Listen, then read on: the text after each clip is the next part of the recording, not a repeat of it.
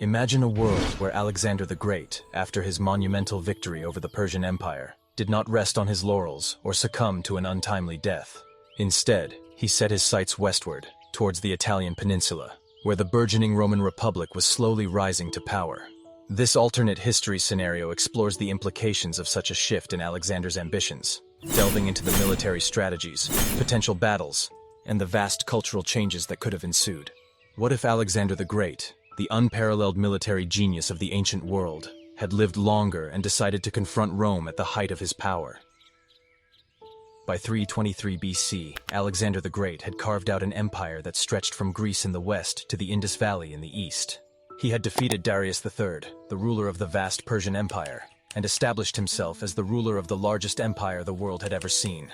His armies, seasoned by years of continuous campaigning, were the most formidable fighting force of their time. The core of this force was the Macedonian phalanx, a tight-knit formation of heavily armed infantrymen wielding long spears, sarissas, supported by a highly effective cavalry, including the companion cavalry, which Alexander himself often led into battle. Alexander's ambitions were not limited to the east. Historical records suggest that he had plans to extend his empire westward. His next target was likely Carthage, a powerful city-state on the northern coast of Africa, and a formidable maritime power. However, before he could launch this campaign, Alexander died unexpectedly in Babylon at the age of 32. But what if he had survived? What if, instead of being cut down in the prime of his life, he had lived for another 30 years and turned his attention toward Europe?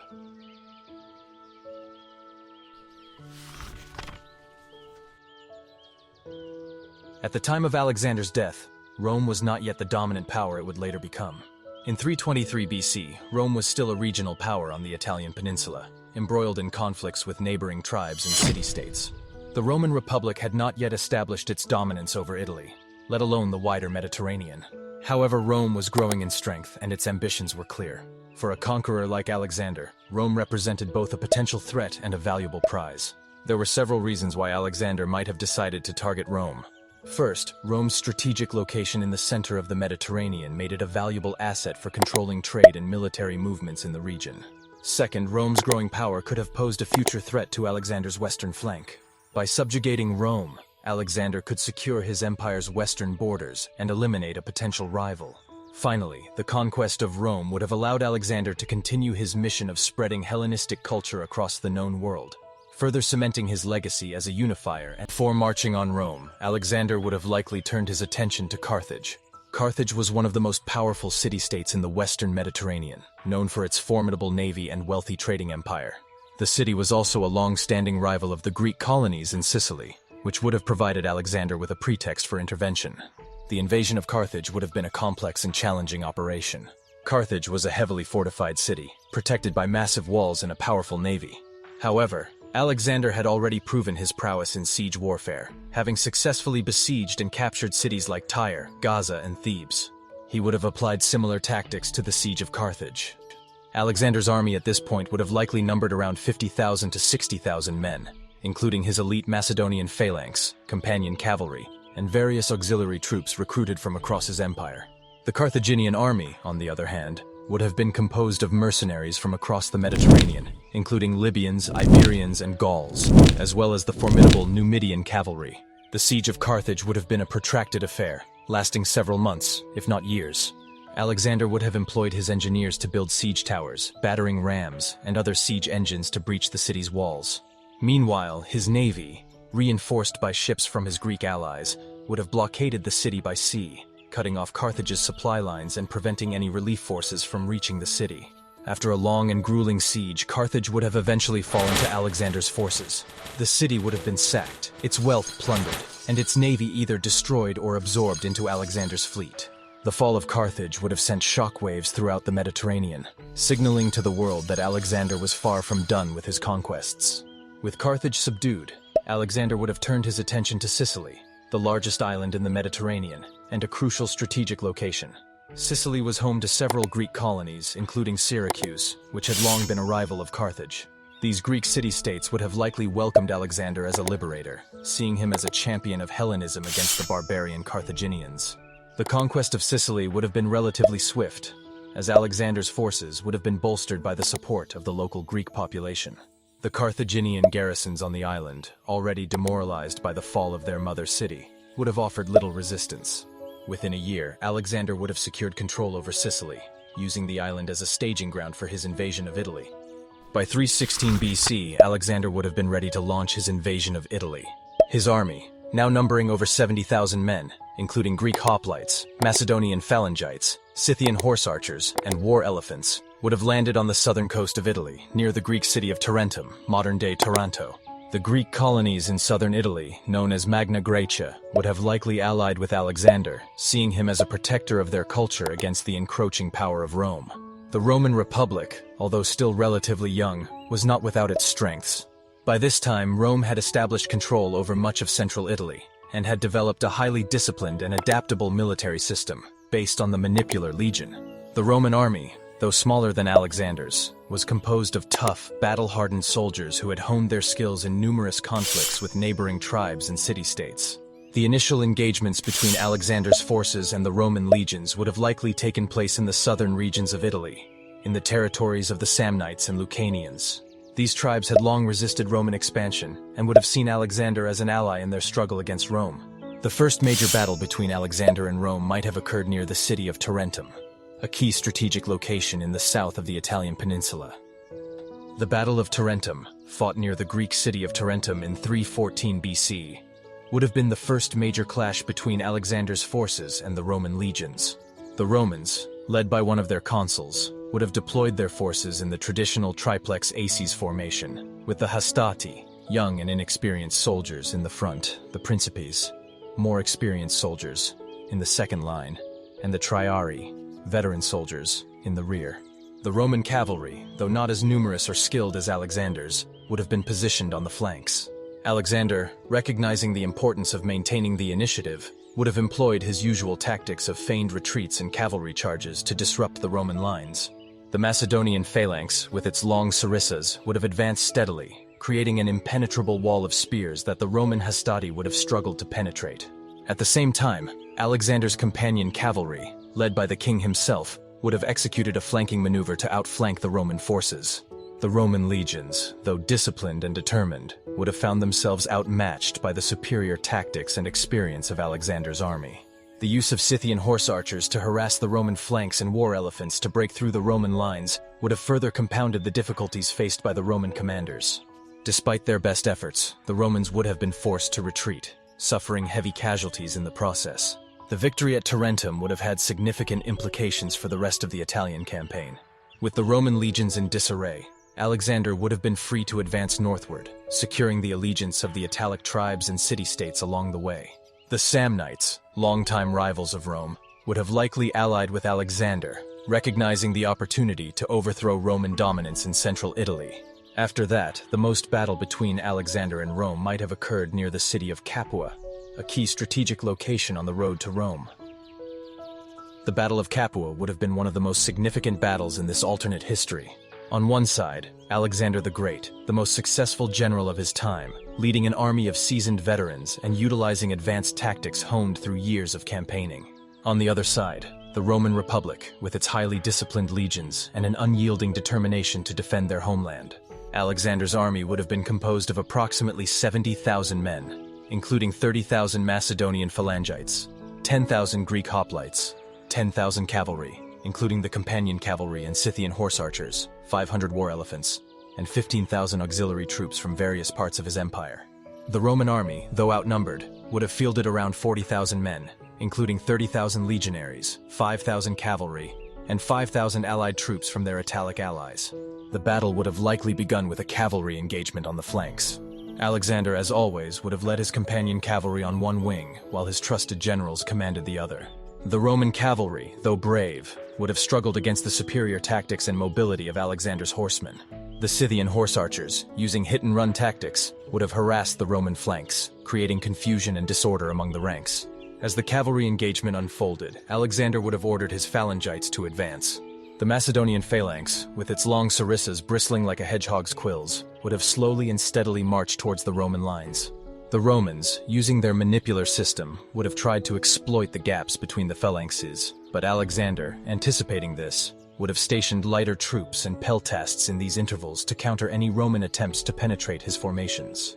The clash between the Macedonian phalanx and the Roman legions would have been fierce and bloody. The Romans, using their short swords, gladii, and large shields, scuta, would have attempted to close in and fight at close quarters, where their tactics excelled. However, the length of the Macedonian sarissas would have kept them at bay, forcing them to engage in a grinding, attritional battle.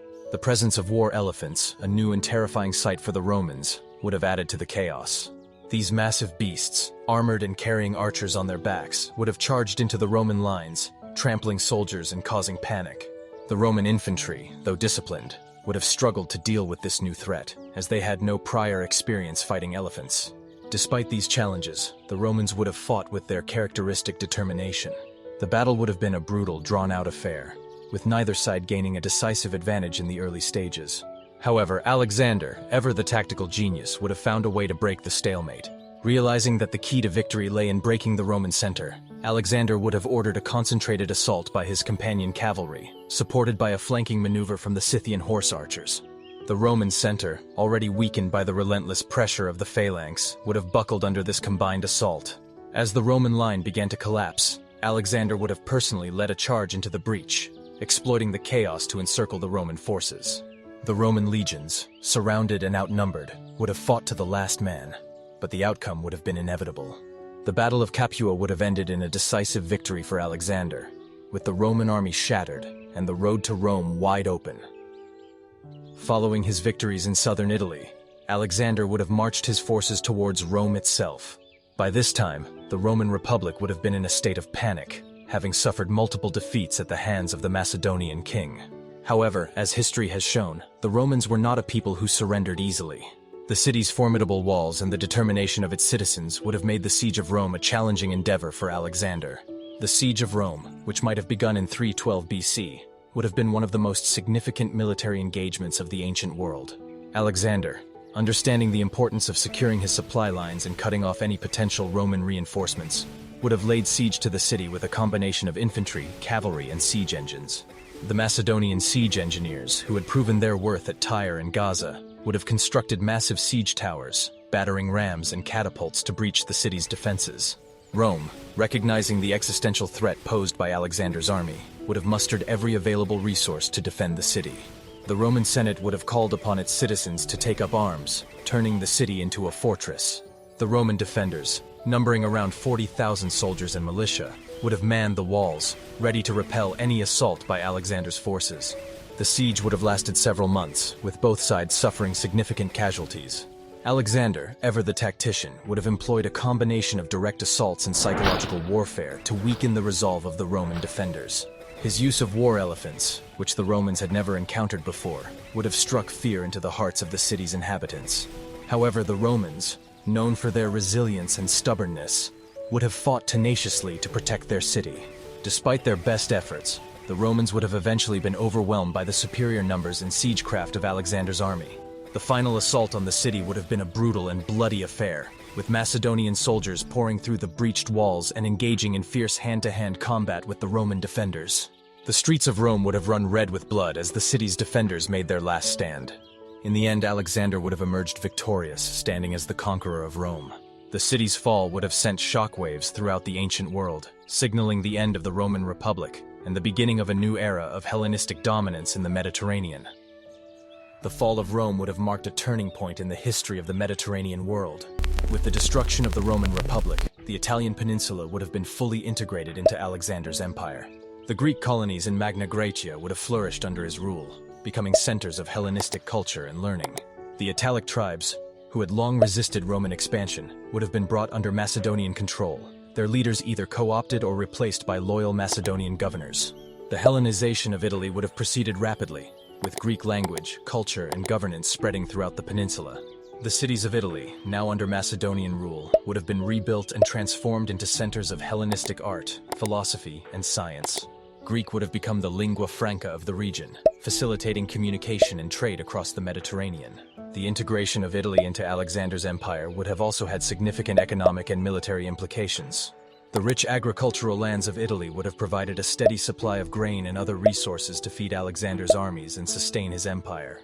The cities of Italy, now part of the Hellenistic world, would have contributed their manpower and resources to Alexander's future campaigns, whether in Western Europe or further afield.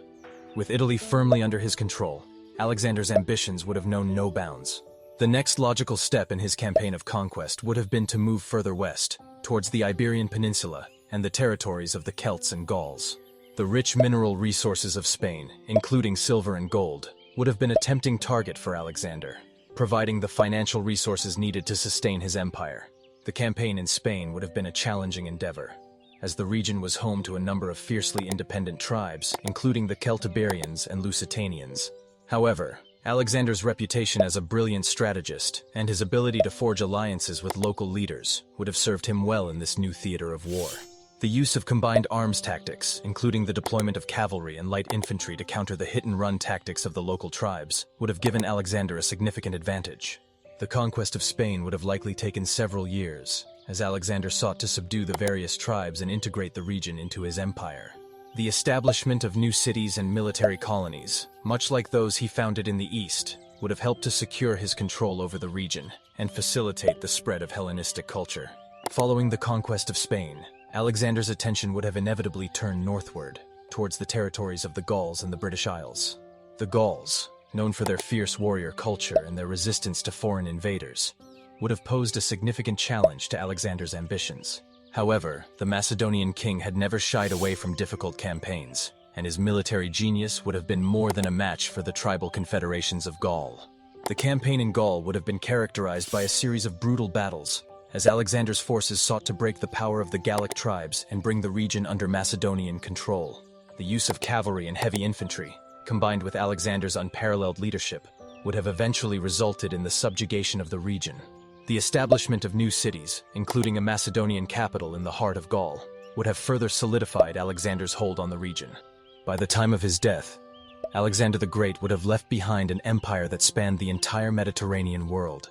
From the deserts of Egypt to the forests of Gaul, his conquests would have reshaped the political and cultural landscape of Europe, bringing Greek language, culture, and governance to regions that had previously been dominated by tribal societies and city-states. The Hellenization of Europe, which began with the conquest of Rome, would have had profound and far-reaching implications for the development of Western civilization.